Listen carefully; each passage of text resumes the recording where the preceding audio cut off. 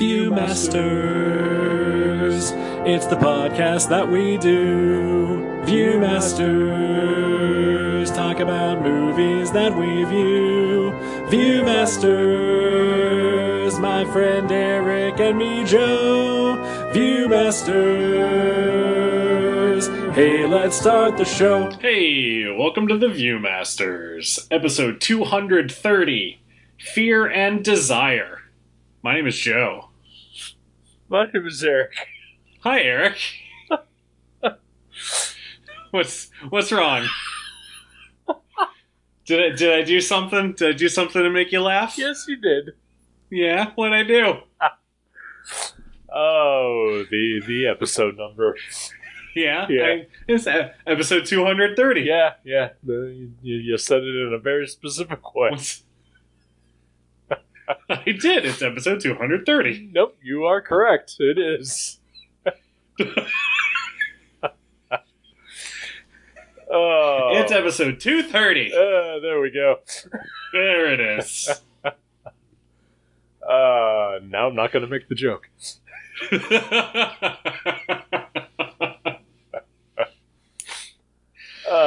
We've been to the dentist several times in the past couple weeks. So yeah, I imagine you have. yeah. Yeah. Yes, 230. Yeah. I haven't been to the dentist in 15 years, maybe longer. Wow. So 230. Yeah, I bet. Yeah. Well, it's expensive, and I More can't than afford one. it. That's I mean, I I'm guess also if scared you to death. if you don't have the dental insurance, then it is very expensive. Yep. Did you say you're scared to death of it? Oh, that too. Yes. Just the part of going to the dentist, or like what they might find. Both. Okay. Yes. I think I had to get my wisdom teeth in emergency extracted. Yikes. Like in 2010, maybe. Okay, 10 years. Jeez. Yeah, but it's hilarious that the teeth are part of your body, but they're not included in health insurance. It is really weird, isn't it? Hello? I'm here. Okay. What's up? I touched something and it made the sound go out. You shouldn't do that. Yeah, I'm going to stop doing that. Fear and desire. Yes, I am afeared of the dentist, and I desire not to go. well done. Thank you. And that plot is better than the movie we watched. Kind of. Kind of, yeah. Yeah. Ooh. It's not great. Some things are better left lost. This is Stanley Kubrick's lost first movie. Yes, it is. And apparently, according to the internet, purposefully so by him. Right. I read that as well. Yeah, he did not want this movie to be out and about. And you know what? He was kind of right. I mean, it's so yeah, it's dull. Yeah. And not good. Only an hour, yet felt like an eternity. Honestly, the fact that it was only an hour was like the only thing that kept me going. It was like, all right, we've only got 45 minutes left of this. I can power through. Oh, I think that was about the time where I paused it and said, I wonder how much more of this is left. Exactly. That is exactly what I did. Oh, boy. So I didn't know anything about this movie other than, sure, it's just popped up on Amazon Prime. It says it's, a rarely seen Kubrick movie. It's his film debut. And I said, sure, let's do that. Absolutely, yeah. It like the description had nothing about the plot.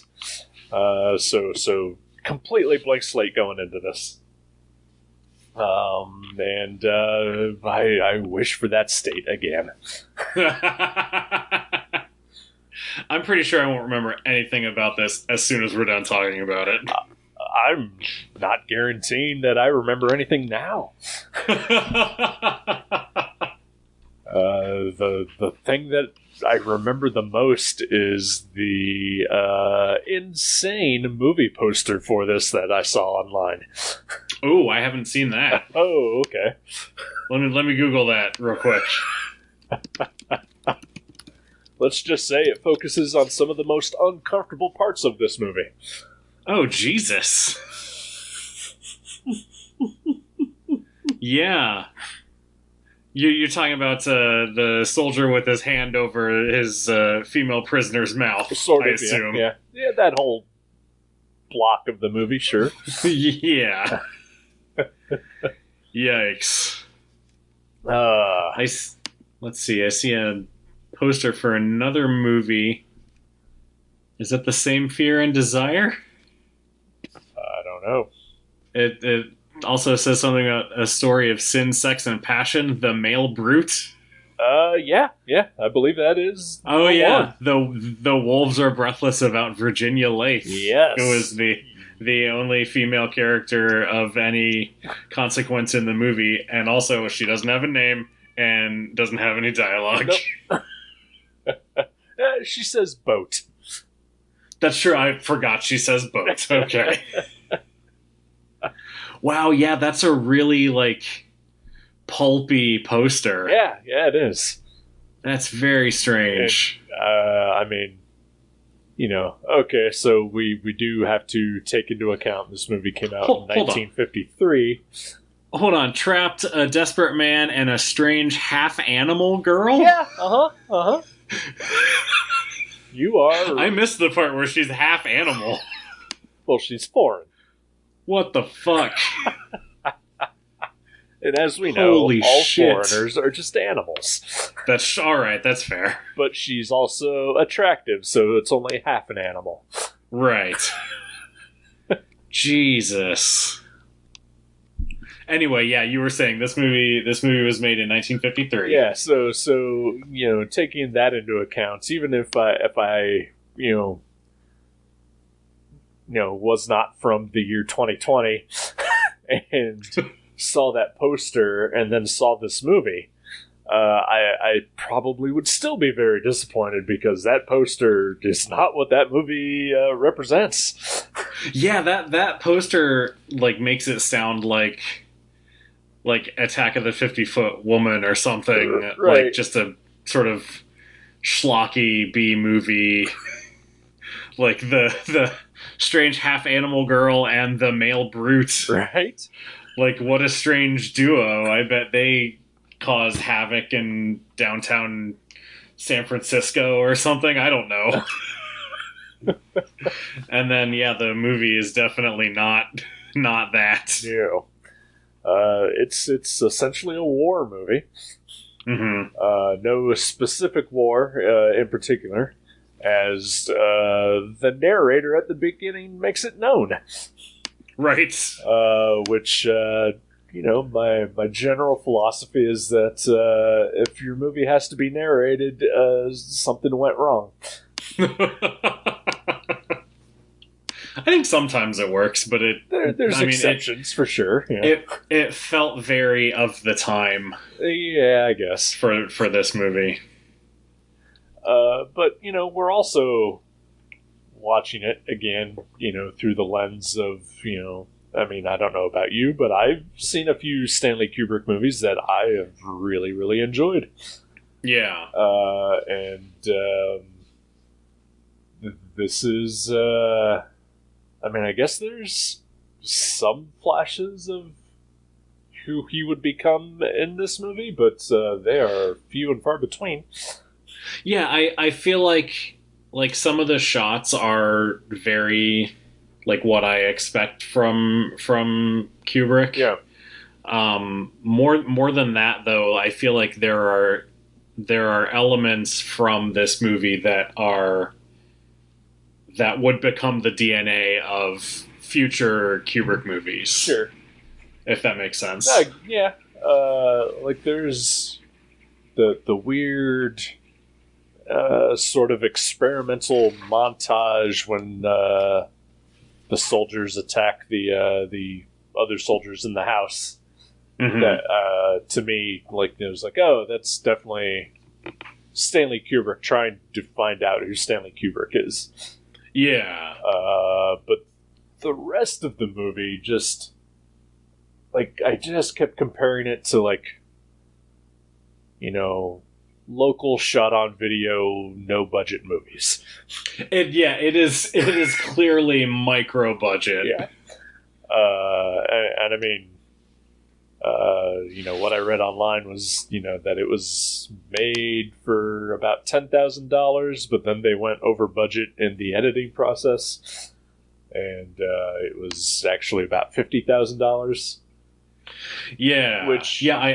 I read that it was originally, like, he originally shot it as a silent movie. Right. And then when they decided to add the dialogue is when the budget just skyrocketed. Yeah. And it's weird that you mentioned that, because there are definitely points where you can kind of tell that it was intended to be silent. Mm-hmm. Just lots of shots of, people looking at stuff with no dialogue, but then, like, clearly added in post-production, voiceover. Yeah, man, the voiceover that I guess is like you're hearing the character's thoughts. Yeah. At points. That's real weird. Oh, yeah. Especially with the character of Mac towards the end when he's piloting the raft. Yeah. His is just bizarre. Yeah. But the whole movie is bizarre, but not in a good way. Yeah. Like there's one sequence relatively early on where it's just shots of. So I guess we should back up. The basic plot is that there are these 4 soldiers who survived a plane crash, right?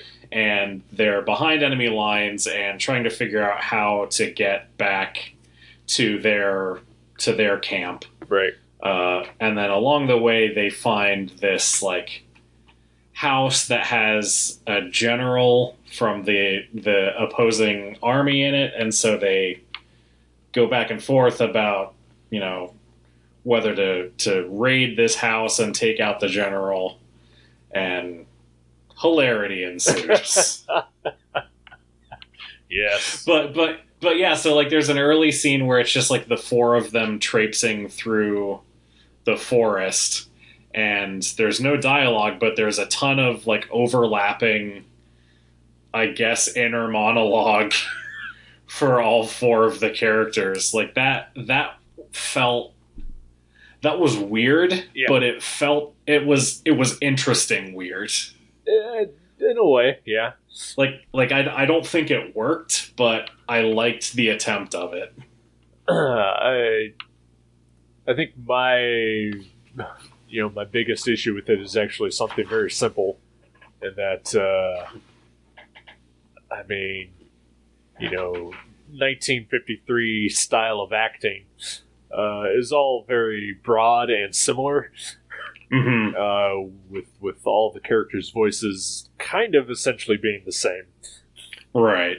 Except for the young kid who out of nowhere goes absolutely batshit crazy.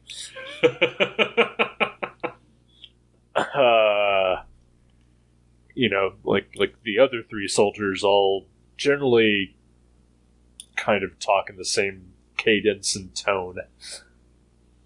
With very little character differentiation. Yeah. So it was that overlapping, internal dialogue thing. Like it was hard to tell who was supposed to be thinking what sometimes. Yeah, I can definitely see that. Even with subtitles.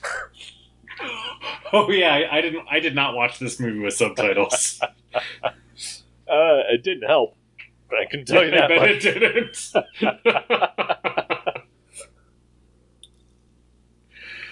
Oh man.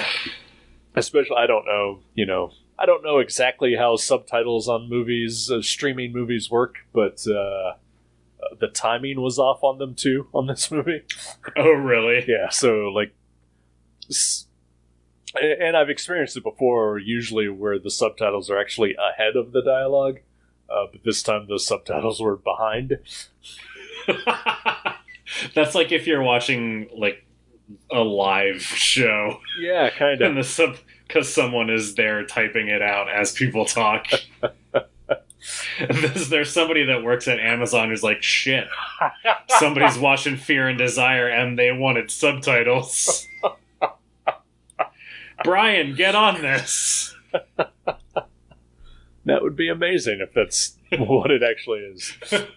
My hat's off to Brian. Yes, well done, Brian. He did the best that he could. Yeah, I mean, that's all anybody can ask. I mean, we're probably the only two people that have watched this movie on Amazon Prime in the last 6 months. And that's just because we don't care about Stanley Kubrick's wishes. Exactly. Yeah. I don't know if we had known that he had disowned this movie. That's true. It probably would have made me want to see it more. That's probably Oh boy. And then in the middle of the movie, it just gets real problematic. It's oh yeah. Just classist, xenophobic, and misogynist all at once. Yeah, it's actually impressive Kind of is. how it manages to check all of those boxes at the same time. And like the general point of the movie is, war is bad. Mm-hmm. But when it gets to that part, I'm not sure if that's still just part of the message, or if that's just hey, it's 1953. What the hell? How the hell else would we treat women? Yeah, I don't feel like it's part of the message. I think it's just part of the movie. Yeah. All the characters are just real creeps to her. Yeah. To the half animal girl. Right. They're all male brutes. They are all. That's absolutely right. Even the sweet, naive boy. Oh, he's the worst brute of them all. Good lord. Out of nowhere, he just goes insane. Holy crap. I feel like there are sort of like just some miscellaneous shots of him earlier in the movie where it's like, oh, this kid's gonna crack at some point, but it's not like, it's not clear that that's what it is. Like he might just be nervous. Like I figured he would crack, but I didn't think he would crack in the manner in which he did. Yeah. Like I figured it would be like just an anxiety breakdown thing, not just psycho babbling, killer guy. Right. Yeah, I mean he goes full Jack Torrance real fast. To recall a better Stanley Kubrick movie. Exactly. Oof. Yeah, that whole sequence where like he's basically like the troops are encountered by a woman who has been fishing. Yes. And they capture her because they don't want her to give up their position or anything, and they tie her to a tree with their belts, and then 3 of the soldiers go off to do other things, leaving the young one who's sort of slowly losing it to keep watch over her. And yeah, he goes off the rails pretty much immediately. Yeah. I guess, the scene prior to all of this is when they storm the shack that has the enemy soldiers in it having dinner, where they just brutalize those soldiers. Yeah, really excessive. Yeah. With lots of just disgusting shots of food.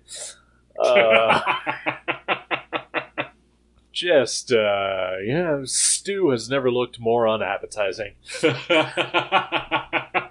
Aw, poor Stu. I like a good stew. I've been in the mood for a stew. I don't think I've had one. It's got to be years at this point. Ever since I stopped being invited to my mom's house for dinner. Aw. And boy, I'm off it again. It's getting to be stew season too. I know, right? Fall, winter are perfect for a good hearty hot stew, right? Yeah. There's it's one of those, there's a very student film quality to this movie, and that entire scene. With the aforementioned montages of stabbing, interspersed with spilling stew to represent, blood and guts, I guess. Right. Just has this whole college kid edgelord quality to it. Yeah. No, it's very look at me. Yes, it is. That's really all it's there for. Yep. And then shortly after that, when the character Mac eats stew and he's just dribbling it all over his face. Just come on, Stan. That I did not care for that. No, do not care for that at all. that was like in the Twin Peaks movie, the shot of the man from another place eating the cream corn. Yeah, no. Like just the loving close up of his mouth. Yeah, do not care for that. Any of that. No. Definitely don't. Nope. Back in the day when I used to make comics, I had written one for my friend Bruce to draw, and he drew a panel of a character's lips as he was taking a drink, and even that was just I don't need that. It's too much. Yeah, that seems upsetting. Yeah, it all is. Like, was the panel just an extreme close-up of the character's lips? Yep, with juice, dribbling down, yeah. I don't care for that. Nope, me neither. Period. Nope. Yeah, I don't, I can barely tolerate eating around people, Right. I don't need it, up close and in focus, magnified on a screen. Right. But yeah, this whole movie is just not great. There's a dog in it. That was kind of nice. I know. The dog was very cute. Yeah. I was concerned that bad things were going to happen. I'm glad that nothing bad happened to the dog. Lieutenant Proteus. Yes.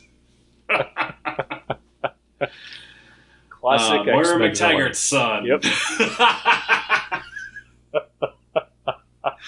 Love to make the same joke at the same time. Hell yeah. That's why we're friends. Right. I'm also fairly excited because the Epic collection that has those issues in it just came out recently. So. Oh, nice. Yeah, that's my era of X-Men. Yeah, the Byrne Claremont stuff. Yep. I feel like that's objectively probably the best period of X-Men comics. Yeah, pretty close anyway. I don't know. I mean, we go off on tangents here. Yeah, I mean, I don't have a ton else to say about Fear and Desire. I'll be completely honest. No, yep, same. I think we've hit every major point.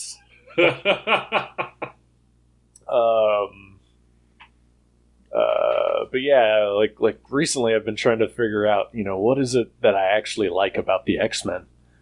Because I have not enjoyed a new X-Men comic in many, many years.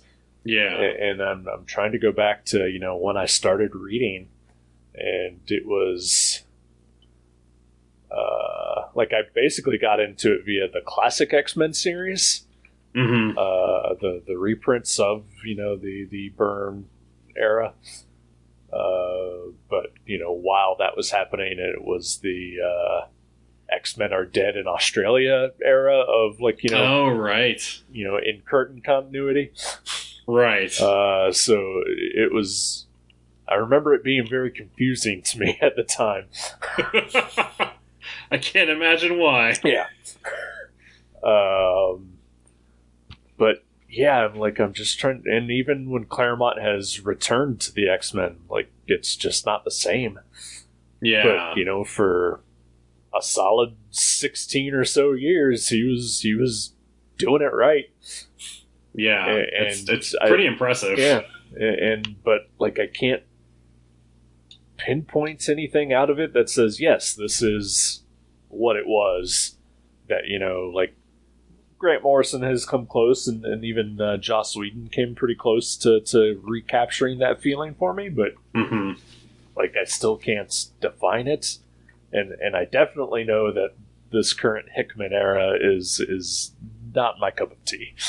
Right. Yeah. I mean, I think you're on record as not really caring for Hickman to begin with. No, that is true, but I read a solicitation copy for an issue, and it's Wolverine finds out a secret from the mutant CIA, and I'm just like, what? That no, it's not a thing. And I feel like the thing where they're all living in a separate mutant nation with mutant rights and their own police squads and whatever, that's not anything that I like about the X-Men. Yeah. And they've done it multiple times, and everybody seems to love this Hickman version of it, but it's also already been done before with Genosha and Utopia or whatever it was called. Or I forgot all about Utopia. Yeah. So I don't know. It's just I've settled into the fact that I will never read new X-Men comics again. Aww. Well, I'm sorry. It's all right. Are you gonna read the tribute to Giant Size X-Men #1? What is that? I think that it's the Fantastic Four #9 project style recreation of Giant Size X-Men #1 by 60 different artists or whatever. Wow. I've not heard of this. Yeah, it comes out next week. Ooh. Huh. I mean, I would take a look at it. Yeah. Well, head to your local comic shop. Well, I already went there this past week, so I can't go there for another month. Okay. Well, look at it online. Okay. Seems more likely anyway. Yeah, honestly. Yeah. No, of course. I mean, look at it legally online. Yes, naturally. of course. But Comixology. Exactly. Yeah. It's the only thing we're talking about. Yeah, I don't know what else we'd be talking about. Nope, nothing else.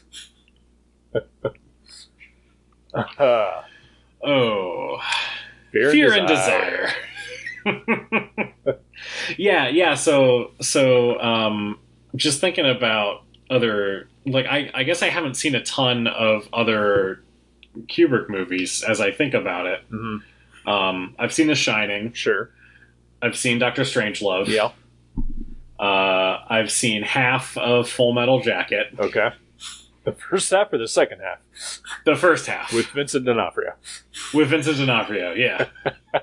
And then when that part was over and a whole new part started, I was like, what the fuck is this? I don't want to watch this, so I turned it off.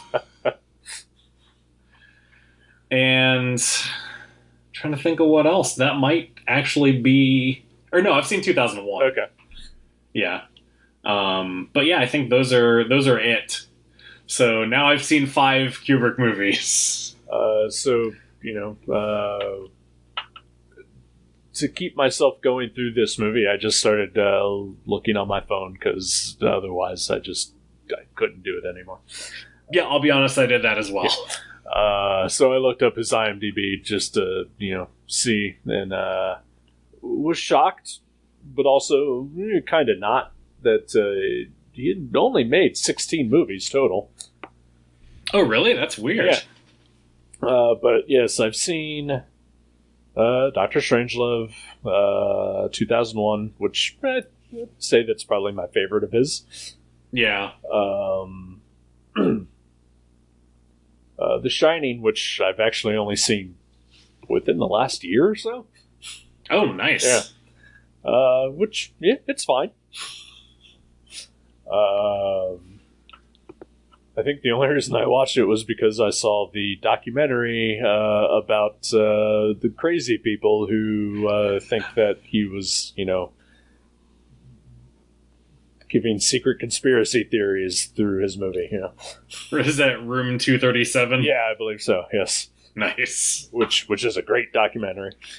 I've been meaning to watch that, but I've also wanted to watch The Shining again so that it's fresh in my mind. Right. Well, I saw the documentary without seeing the movie. Okay. Because our friends Jason and his then girlfriend Kathleen had both told me that it was terrible. So I watched it basically based on that. Oh, the documentary they said was terrible? Yes, because they both loved The Shining. And so basically they went into it thinking that it was a documentary about The Shining, when it's actually a documentary about crazy people. Awesome. It's a documentary about them. Yeah. So, yeah, Shining, 2001, Strangelove, Clockwork Orange. Yeah, I've never seen that one. I don't think it's for you. Okay. It's upsetting. It seems like it's upsetting, yeah. Just from what I know about it. I mean, it's a good movie, but yeah, it's rough. Okay. And I think that may be it for me. Nice. I've never seen Full Metal Jacket or Eyes Wide Shut or. There's an older movie of his I have seen. The Killers, I believe. Okay, I've heard of that one. Yeah, I think it's The Killing. Yeah.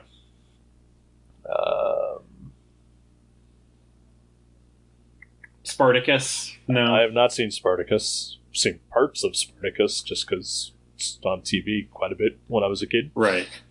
I've seen the parts that were in the movie Trumbo that we watched for the podcast. Yep, I have seen that. Yeah, The Killing. I have seen. I do not remember a single thing about it.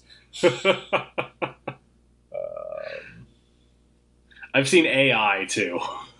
Okay. It's not really. Yeah. It doesn't count. It's not even listed on his IMDb as directing it. So that's such a weird project. I don't think I ever saw it. So I remember my mom calling me once to ask me if I wanted to go see it with her, and I just said no. Aww. That's rough. Yeah, well. She went. All right. Well, I hope she enjoyed it. Yeah, I hope so too. She probably did. She doesn't have great taste in movies. It's fine. Yeah. I remember thinking it's fine. Okay. I haven't seen it in years. I probably won't pick it for the podcast anytime soon. So, all right, yeah. Good to know. Yeah, I don't know. Like I said, there's a lot of this that reminded me about of shot on video, local garbage. Just the only thing that I think makes it stand out is the fact that Stanley Kubrick went on to become Stanley Kubrick. Right. Yeah. If you didn't know that he had made the movie, like if his name wasn't anywhere on it, Right. I don't think I'd be able to look at it and be like, oh yeah, this is definitely a Kubrick movie. Right. It's just kind of a generic early 50s war movie. Yeah. Like we've mentioned, he himself disowned the movie, and called it amateurish and unprofessional, and he's right. Yeah. And it's, I mean, I don't think any artist, looks back on their earliest work and, looks at it with, amazement or anything like that. Oh, sure. At least not any good artist worth his salt. So, I admire him for, definitely being able to publicly be able to say that. But, he's not wrong either. Yeah. Like some artists who would probably say that, you'd be like, oh, but I love their old stuff, or it has good qualities, and yeah, I don't think this has good qualities. Yeah, like I said before, like it's there are parts where it seems like he's trying to do stuff, mm-hmm. and I think that experimentation and watching him sort of figure stuff out makes it interesting to watch, right? But it's not successful, right? Like the experiments fail. Yeah. So it's almost like he had to make this movie before he could go on to make like really good, better movies. Yeah, or and other movies. Every artist has that. Right? And nobody starts out, cream of the crop at the top. Yeah. So at least they shouldn't. Right. I think you can watch a lot of first films from auteur directors, and it is like oh wow, they were amazing from the get-go. Mm-hmm. But it's mostly because we didn't get to see all their failures. Right. Yeah. Yeah, like Bottle Rocket is really good, but we never saw the 4 or 5 other things that Wes Anderson did that just look like crap. Right, yeah. And whether it's, again, college films or short movies or whatever, there's definitely a learning curve. And this movie is us looking at Stanley Kubrick's learning curve.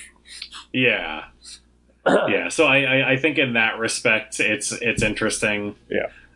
Like if you're a Kubrick super fan, I'm sure you would love to watch this. Yeah. Definitely not for the casual fan. Yeah, which definitely not. I would definitely say that I am. Me too. Yeah. All right. Is there anything bringing you joy this week? There's a few things actually all right. that have brought me other than Big Brother. Nice. Yeah. So this week I got to write professionally about The Flash. Yes, you did. I did, which that made me real happy. You know what? Just as a reader, it made me happy. Oh, I'm glad to hear that. Thank you. You're very welcome. It was a very good article. Well, it helped that the comics that I was writing about were really good. Yeah, that does help. And one of them in particular, the speed metal one shot of all things. I know, right? Really gave me a feelings boner. Yeah, so, So that definitely has brought me joy this week. I read Speed Metal as well, and it's I have not read any of the metal series or spin-offs. And the only reason I read this was because I had seen that it was focusing on Wally West. Right. And I was interested because, I want to know what happens to Wally West, whether it's good or bad. Right. And most things about Wally West lately have been bad. Yeah. Yeah. Heroes in Crisis. Flash forward. Flash forward. So it was very pleasant. This weird-ass spin-off of a weird-ass miniseries about evil Joker Batman. Had some, like, the best Wally West story I've read in at least, a decade. Yeah, it's as I said in my article, I think Josh Williamson, of all of the writers who have written Wally since he came back, has the best grasp of the character, and like you can tell that he just genuinely loves the character and his history. So it really comes through. It made me want to read his run on The Flash. Yeah. Which, is Barry-centric, and I don't care about Barry. Right. But, it really made me want to check it out, yeah. If you did want to just read the Wally-specific stuff, I could send you a list. Okay. It's relatively short, unfortunately. Sure, yeah. But, I mean, it did actually make me want to read his Barry stories, too. Yeah. His Flash run, I found, like, overall it was really entertaining. Yeah. There's ups and downs along the way, sure. But like the speedster centric stories, the stuff that are like, I guess the stuff that reminded me more of like Mark Waid's run or even earlier Jeff Johns stuff. Those stories are all excellent. Nice. There was one thing about Speed Metal that I think would have put it over the top for me, as like, because when I did go to the comic shop, I almost bought it. Yeah. Having perused it elsewhere. Right. But there is one thing that I think would have absolutely made it a must buy for me. And I don't know if I'm spoiling anything with it, but there's a scene where Wally sort of triumphs over a villainous turn in the book, and he dons the classic Flash costume. Yeah, and that moment cried out for my name is Wally West, I'm the Flash. It really did. And that didn't happen. Yeah. It got close. It got so goddamn close. I was expecting it. I was hoping it. It probably would have made me tear up. I mean, the whole sequence of him in that costume and then, like, in the Speed Force with all of the rest of the Flash family, and like reuniting with Linda and the kids finally. Oh man, I'm getting a little goosebumpy just talking about it. Like there are some comics that I like so much that I feel like I need to own multiple copies of them. And I think this is one of them. All right. I haven't been to the store yet this week, but when I go, I will probably buy 2 copies of this comic. Wow. That's saying something. Yeah. Yeah. So yeah, that has brought me joy this week. That's good. Anything else there? No, I think that's enough. Okay. All right. Can't think of anything else. All right. Well, I mean, you said a few things, so. Well, I mean the Two Flash comics. the two Flash comics, the fact that they were good, and the fact that I got to write about them for a website. That's awesome. What about you? So in the last couple of weeks, it has been hard for me to think of a thing to find joy in. It's been hard for both of us, but you actually have reasons for it. And, you have legitimate reasons as well. I understand. It's mostly laziness. All right. So I am kind of actively trying to find things. And I found a podcast that did bring me a lot of joy to listen to. And it's probably bad form for me to recommend a far superior movie review podcast. But there's a podcast called Blank Check with Griffin Newman, who played Arthur in the most recent Tick TV series. Okay. And a film critic by the name of Dave Sims. Not the not the misogynist. Nope, not that guy. Okay. That I know of. Nice save. It literally just occurred to me, even though I had read his name earlier, that it would be the same name as another person. But so basically the sort of gist of their show is that they do sort of short miniseries within the series. Okay. Where they explore like the entire filmography of, one particular director, where, like, say a Stanley Kubrick or whatever, where he makes a couple of movies and then has like a big enough success that he essentially gets a blank check to make whatever he wants. Okay. And they are currently going through the filmography of Robert Zemeckis. Interesting. And their most recent episode, which is like 3.5 hours long, features Paul Scheer and Jason Mantzoukas as their guests. And they review the Kurt Russell movie Used Cars. Oh, I've never heard of that movie. I have seen it. It's pretty good. It's just kind of a raunchy comedy. It's his first post-Disney movie that he made. Oh, wow.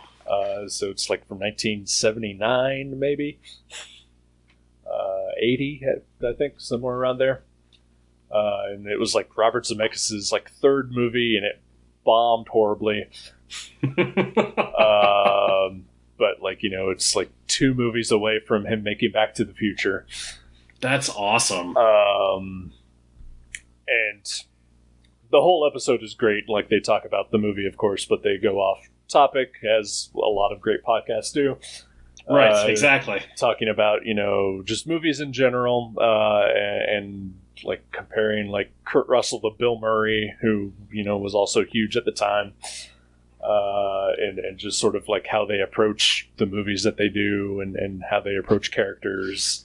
And also just a huge part of it is just devoted to, dissecting, comedy, particularly, movie comedies, and why people don't seem to appreciate them, and how whenever there's a successful comedian, they almost always turn to drama to try to legitimize themselves. And then their, argument is, of course, that, comedy is legitimate, right. It's bullshit that people have to think that, doing a drama makes you a legitimate actor, Yeah, that sounds really interesting. It was a really great podcast to listen to. I will say the commercials were annoying. Okay. Because they go on for like 5 minutes. And they're trying to make them into bits, but they're still just ads, and they're not great. Yeah. But the other 3.5 hours, which is, Jason Mantzoukas and Paul Scheer, and those 2 guys, and of course Jason Mantzoukas is a goddamn national treasure. Of course. And it was just a lot of fun to listen to. That's awesome. And it occurred to me. No, I was just gonna say it occurred to me earlier. that, with everything going on, I haven't really listened to podcasts in like a month. Yeah. So I have a lot to catch up on, but I will add at least that episode for sure to my list of things to listen to. I honestly have not listened to any of their other episodes, but I went out of my way for that one. It was recommended to me, and it was worth the listen. Nice. And I would also just recommend, if you get a chance, watch Used Cars. It's pretty good. All right. See, I thought that it was going to be, because if it's called Blank Check and it's a movie podcast, I assumed it was going to be dedicated to the mid-90s kid comedy Blank Check, where they like watch it minute by minute and dissect it in depth. That will be a spin-off of the Viewmasters. Excellent. The Blank Check Minute. BCM. Blank check. Blank check. Anyway. Yeah. Let's never do that. No. No one wants that. Except maybe whoever the child star of Blank Check was. Right. I'm still trying to find somebody to co-host my Weezer podcast. We Talkin' Weezer to me, sir. Jenny did not want to do it for some reason. Even though she really likes Weezer. So, someday. Yeah, maybe you need someone who does not like Weezer. Oh, that'd be great. Yeah. Great counterpoint. I don't care for Weezer. Okay, all right. Putting it Birth out of there. a podcast.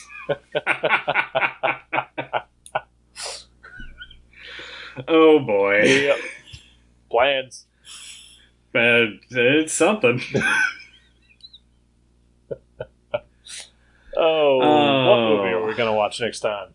Oh, boy. So my list that I've been working from... Yeah. Did everything get pulled off Netflix? No, I think everything is still up. Okay, Most of the movies that I have written down are actually on Amazon Prime. All right. And I think I'm going to go, at the risk of us turning into a classic movie podcast. Yes, it's fine. I'm going to go with an older movie. Seen. Right. I'm going to go with another older movie. Okay. This one is actually, I decided I wanted to watch it after listening to the episode of Unspooled about it. Okay.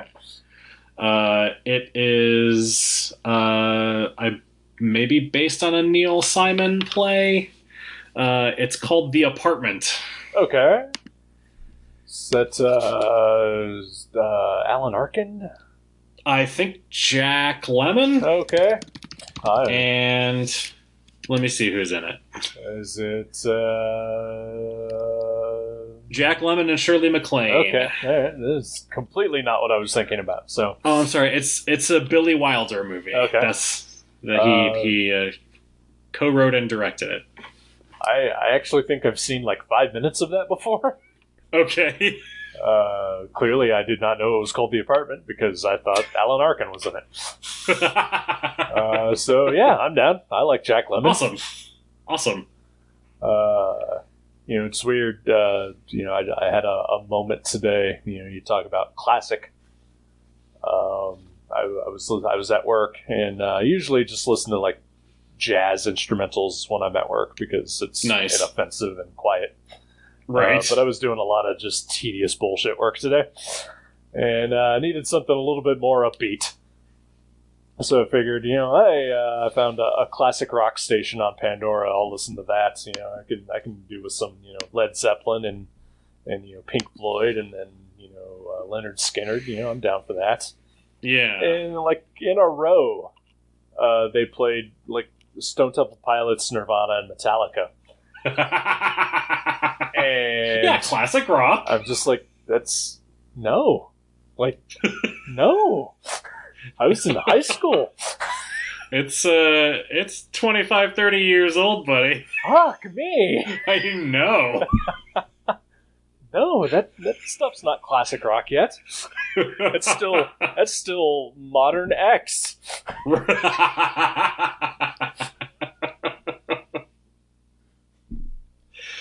Ugh, yeah, the passage of time is relentless. Yeah. So I mean, when next time you say that you're picking a classic movie, you could pick something from the year 2000, and it would be right. That's true. And I would hate both of us for it. No, I think this is a legitimate classic. Yes, anything before 78 is a classic. Right. Anything before I was born, goddammit. And anything pre-Superman. Yes, there we go. It's a classic movie. Star Wars is a classic movie. Yes, it is. Uh-huh, yep. All right. The Apartment. The Apartments. I will hopefully remember that. I will remind you if you don't. Okay, then. All right. We'll talk to you then. Goodbye. Goodbye. Ooh, hey, hold on there a second, Joe. Oh, what? Uh-oh. Oh, there is a problem. Uh-oh. Are we in the future now? We're a little bit in the future. Okay. This is crazy. We're transmitting into the past right now. Yeah. Unfortunately, we have to tell our past selves that the movie you picked is not available. Oh, I don't know how they're going to take it. It's probably going to be really annoyed. At least I know past myself, or past self me, was a very reactionary, whereas now I'm very calm and collected. So I'm worried about this interaction. Oh, well, I don't think we have anything to worry about. Okay, all right. Yeah. Well, if you say so. Yeah, so I went to go watch the movie that you picked, which was The Apartment. Right. And it had been available on Amazon Prime. And technically, it still is. You just have to pay for it. Yeah, if you want to be a sucker. Right? So it is not available on Prime in the traditional sense of when people talk about something being on Prime. Right. I would have paid money, but I left it up to you and allowed you to decide what our next step was. Yeah, I think mainly I made my decision out of spite. Like I didn't want to give, it's $4, so you'd be spending $4, and then I'd also be spending $4, and I didn't want to give Amazon $8 for a movie that was free previously. Like that's just bullshit. I get it. I absolutely get it. I do still want to watch The Apartment eventually. Perhaps it will be added to another service at some point. The thing with Prime is that sometimes things will just go off there and then come back like a week later for no reason whatsoever. That's true. I have run into this while I was watching the Star Trek movies. And I started watching them, and I got through part 3, which is The Search for Spock. Mm-hmm. And then the day that I decided that I was going to watch 4, they had taken that and the following ones off of Prime. Oh, jeez. But in the ensuing weeks, they have all returned sporadically. Okay, that's really strange. Yeah. So who the hell knows? Well, one day, The Apartment, one day. I gotta say I was looking forward to it as well. So it was disappointing and annoying.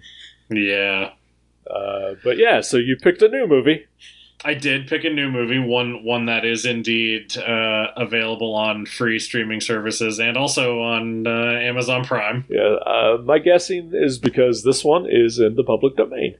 Oh, I didn't know that. Yeah. Nice. All right. Yeah, so what movie will we actually be watching next week? we are going to watch the 1949, I believe, was the year, film noir classic, DOA. Alrighty. So I have actually seen that movie before. Yeah, have you really? Yep. Like before I picked it? Yep. Oh, no, I'm sorry. It's okay. We will talk about that in a few minutes. Okay. When we travel back to the future. What?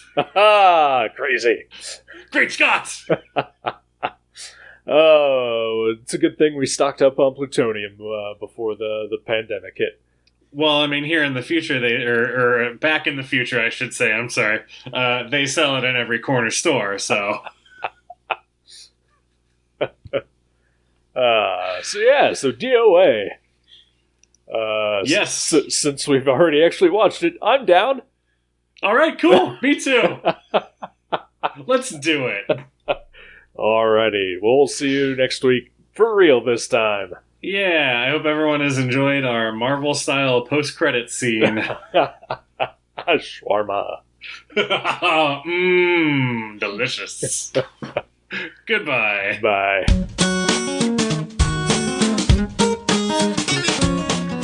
Thank you for listening to The Viewmasters. You can subscribe to the show directly at view.guttertrash.net or at iTunes and leave us a review. Visit view.guttertrash.net for email information and links to Facebook and Twitter. We'll see you next time on The Viewmasters.